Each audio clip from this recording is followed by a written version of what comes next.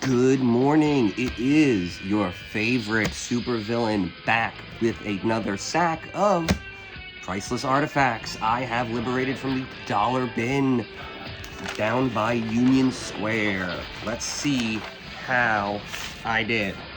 And we are off to a fantastic start. So this is one of my favorite Super Nintendo games. It was also an arcade game. I definitely remember playing it on the arcade at Sports Time USA over in Elmsford. But it was just such a silly game that I swear to God, me and my friend Austin still play this to this day.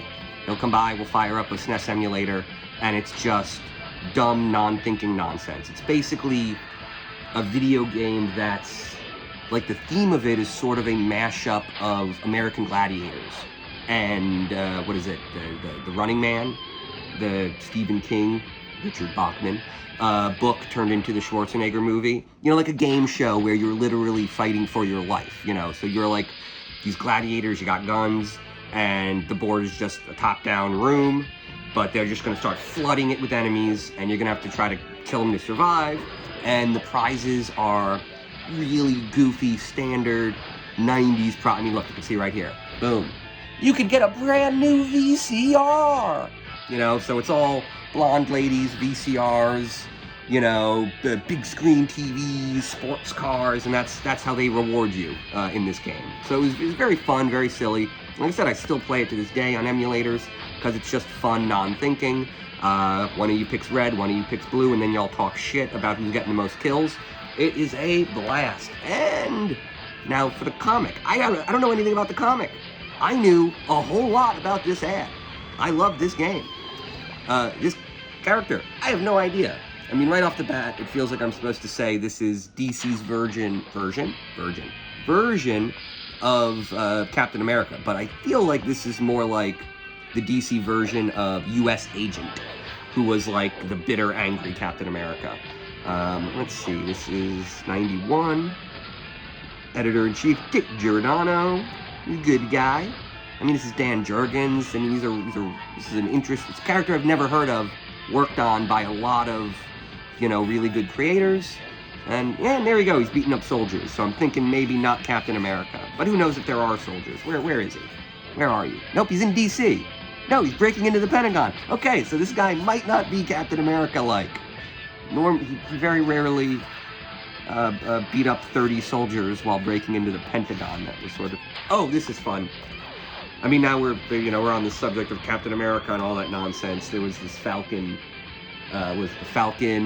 Winter Soldier show. This is absolutely horrible, completely unwatchable.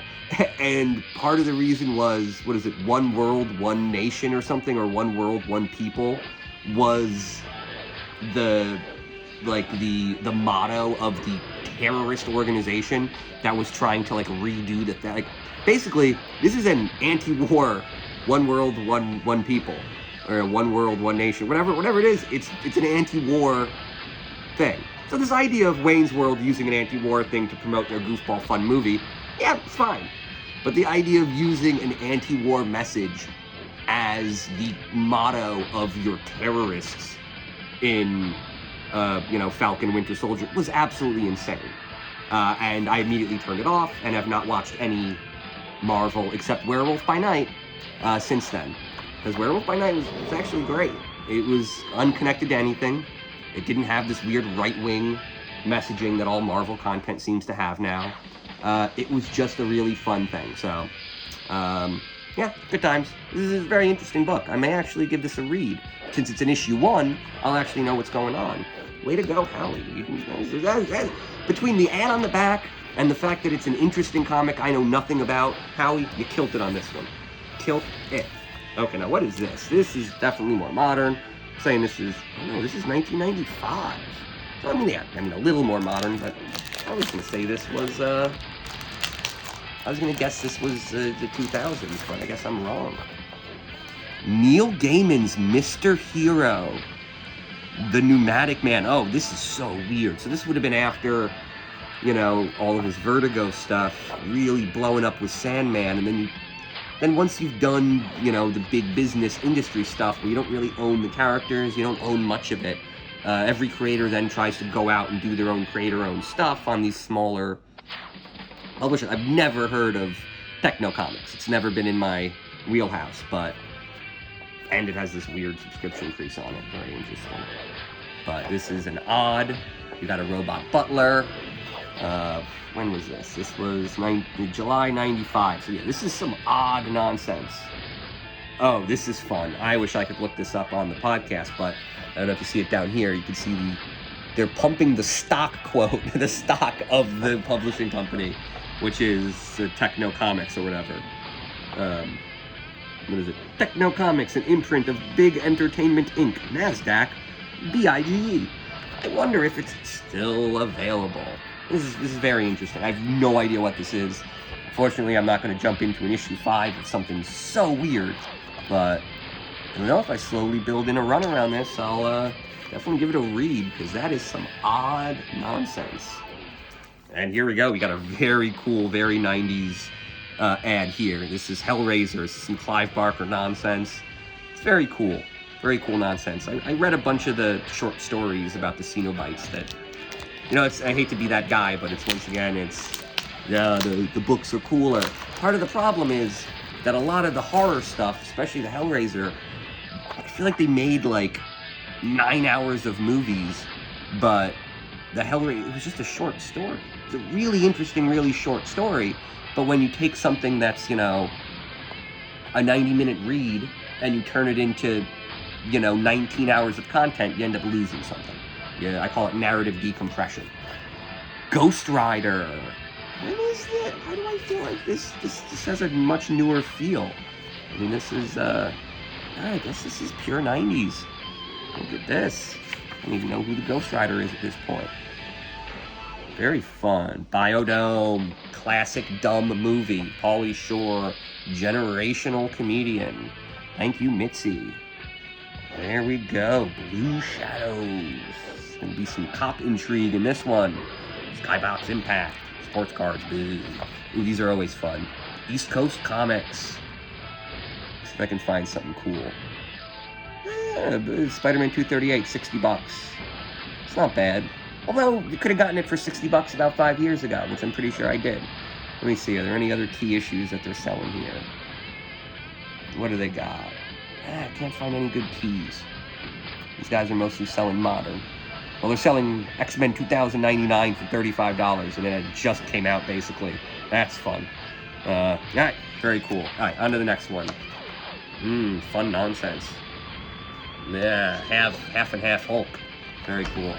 Okay, and then this is another just 90s classic video game. I mean, this is what Super Nintendo was about. These games, a lot of fun. What was this? 93 for this ad? I still think Super Nintendo was the pinnacle of gaming, just because I don't love 3D gaming. I just don't think it works as well as people say it does. So let's see what the book is. Hardware from DC Milestone. Man, I've never touched any of this shit. I don't know any of what this is. What is this? What even is this? Huh? Sandman trading cards. I think I got a box of these. This is wild. I don't know anything about this nonsense. Hardware 14, April 1994. Very cool.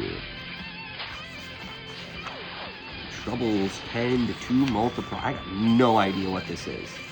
Was Milestone like some weird, smaller imprint on DC, sort of like another Vertigo? Okay, so let's see. This one's going to be a little later, right? This has to be after the new millennia. Is there any date on the ad? No, I'm not seeing it. I feel like the Batman Arkham shit, that was all,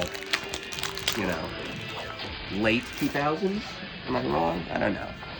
Red Hood and the Outlaw. Once again, unfortunately, New 52. Love me some Frankenstein. I've always been a big fan of the classic Universal monsters. But, unfortunately, I have not had anybody tell me that a New 52 run is worth reading, right? Like, we're still talking about the same runs from 10 years ago because no one's really doing a good run nowadays. The editorial is so heavy-handed that you just can't tell us. An artist with a story to tell can't get it through editorial at any of these companies right now. Tom King clearly has some great ideas for stories, but when the books come out, they're unreadable. They're characterizations don't work, the dialogue is nonsense, and it just doesn't fit the universe. And it's this idea of, you got a good idea, but you got bad editorial, doesn't matter. So the New 52 is, as far as I'm concerned, a complete non-starter. You know, over time, if it had worked, we would be talking about some of these runs, and we just aren't.